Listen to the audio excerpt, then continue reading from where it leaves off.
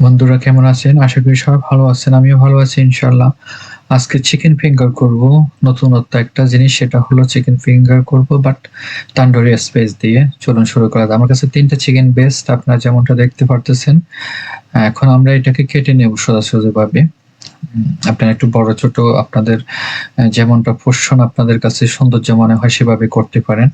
আমার কাছে এই ক্ষেত্রে আমি বলব এটা মিডিয়াম সাইজ, খুব একটা ছোট না আর খুব একটা বড় না। বড় করলে হয় কি এটা একটু ভিতরে আ একটু ক্রিসপিটা একটু কম হতে পারে। আর একটা লো হিটে লং টাইম কুক করা লাগে।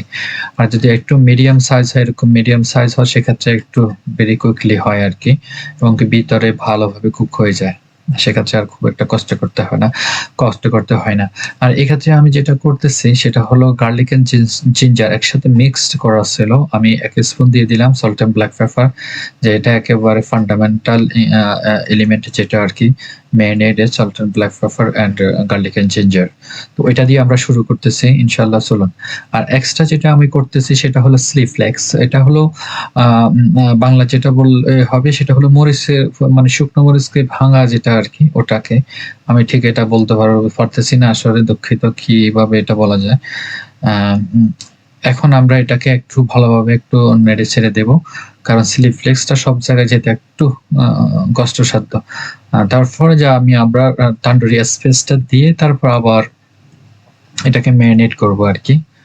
তো চলুন এখন আমরা ২ টা স্পুন তান্দুরি স্পাইস দেব। ২ টা স্পুন দিলেই হবে। ২ টা স্পুন বলতে একেবারে ছোট স্পুন যেটা ওটা।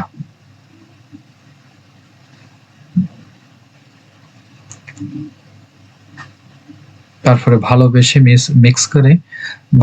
মিক্স করে এটাকে আমরা 15 to 30 মিনিটস এবং আপনি যদি ২ থেকে ৩ ঘন্টা রাখতে পারেন ইন দ্য ফ্রিজের মধ্যে মাচ বেটার আরকি। আপনি ওভারনাইট করতে পারলে আরো মাচ বেটার।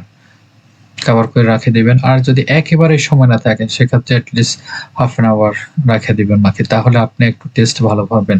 আর যদি এটা শুধুমাত্র সাথে করে সাথেই খেয়ে ফেলেন সেক্ষেত্রে একটু লেস টেস্ট পাওয়া যাবে আরকি। আমি এখন যেটা মেইন পার্ট আরকি যারা চিকেন ফিঙ্গার করতেছে নতুন তাদের জন্য এটা খুবই মেইন পার্ট। কারণ এটা কিভাবে ফ্লাওয়ারটা চিকেনটাকে ধরবে এই জিনিসটা অনেকের কাছে একটু কৌতূহলী মনে হয়। সেক্ষেত্রে আমরা শুরু করি। দেখা যাক এখানে কিভাবে করতেছি আমরা।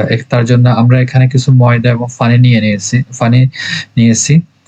এখানে কৌশলটা এমন, চিকেন ফিঙ্গারটাকে আমরা ১ম এ ময়দার মধ্যে রাখবো। রাইখা একটু হালকা ময়দা লাগিয়ে নেব। তারপরে সেক্ষেত্রে আবার পানিতে দেব।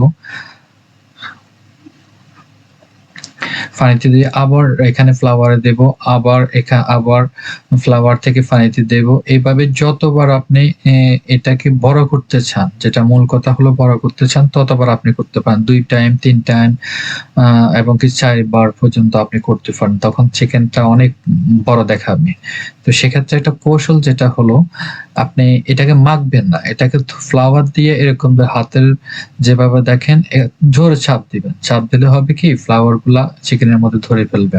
তো মাখলে এটা ধরবে না। আপনার জোরে চাপ দিবেন। যেমন দেখতেছেন চিকেনটার মধ্যে অনেক অনেক ভালোভাবে ধরছে। এভাবে one by one আমরা যাবো।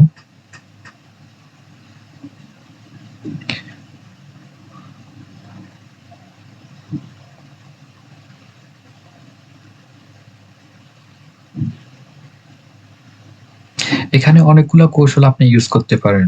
তবে সেক্ষেত্রে আপনি যদি একেবারে নতুন হন সেক্ষেত্রে একটু যেটা আমার কাছে দেখতেছেন সেটা আপনি ইউজ করতে পারেন। আপনি ফ্লাওয়ারে সবগুলা চিকেনকে রেখে তারপরে করতে পারেন। তবে যেভাবে আছে one by one সেভাবেও করতে পারেন। যেভাবে খুশি সেভাবে করতে পারেন। আর যারা মোটামুটি কুকিং সম্পর্কে একটু জানে তারা মোটামুটি আরো ভালো করতে পারবে। আমার চেয়েও ভালো করতে পারবে। কারণ কেউ না কেউ একটু বেশি জানে আর কেউ না কেউ একটু কম জানে। তো সবাই কম্বিনেশনে আমরা বেটার রেজাল্ট পেয়ে থাকি আরকি।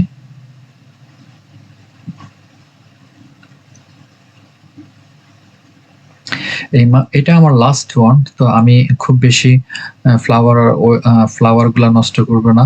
আমার কাছে যা আছে ওটা দিয়ে আমি করে ফেলবো আরকি। শেষ করে ফেলবো। একটু যদিও মনে হতেছে ফ্লাওয়ারটা কম না আমি সাইড থেকে নিলে এনাফ হয়ে যাবে।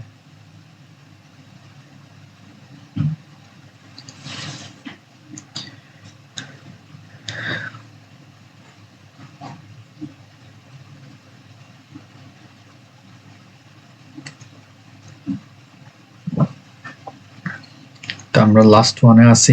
ইনশাল্লাহ আমাদের ফ্লাওয়ারের কাজটা শেষ হয়ে গেছে। এখন আমরা তেল নিয়ে কাজ করব। দেখুন এটা খুব ভালোভাবে ধরে ফেলছে। আপনি কিন্তু এটাকে লাড়াচাড়া দিলেও এখন এটা ফ্লাওয়ারটা পড়বে না। মানে যেভাবে ধরছে সেভাবে আছে, স্টিকে হয়ে গেছে অ্যাকচুয়ালি ভালোভাবে। এটাকে মেক শিওর করবেন তেলটা হিটের মধ্যে আছে। তেল যদি হিটের মধ্যে না থাকে তখন ফ্লাওয়ারটা ছেড়ে দেবে। তেলটা যেন গরম থাকে এটা মেক শিওর করবেন আগ থেকে। এখন ওয়ান বাই ওয়ান আপনি দিতে থাকেন।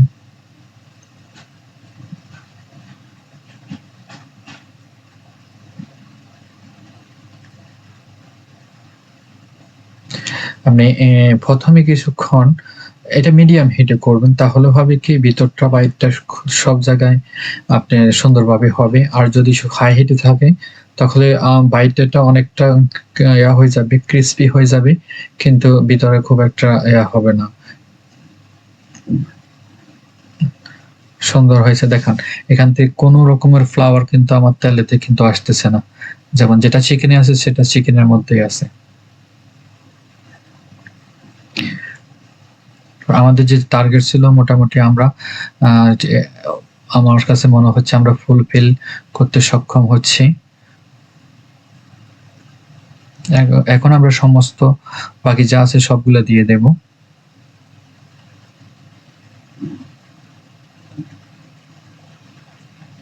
তেলটা দেখেন গরম আছে।